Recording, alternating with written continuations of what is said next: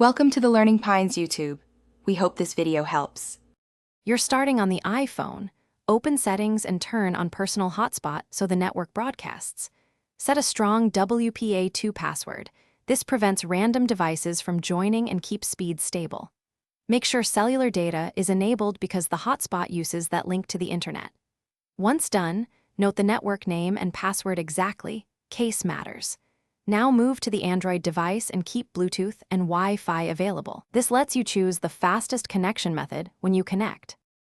On Android, open Wi-Fi and locate the iPhone SSID you noted. Tap to join. Enter the hotspot password exactly as typed on the iPhone.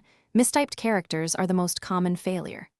Once paired, Android negotiates DHCP to get an IP and route internet traffic through the iPhone. That's why a correct password matters. If Wi-Fi won't connect, make sure both devices are discoverable and try pairing over Bluetooth. Or plug the iPhone into Android with a compatible USB adapter for tethering. After connecting, verify Android shows internet access by loading a web page. If pages stall, toggle the hotspot off then on to refresh the link. Make sure you haven't hit carrier data limits or restrictions. Those can silently block tethering. If problems persist, restart both devices and re-enter the password because cached credentials sometimes fail.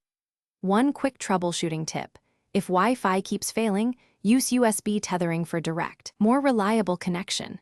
It bypasses wireless conflicts. Thanks for watching. Consider subscribing if we helped you.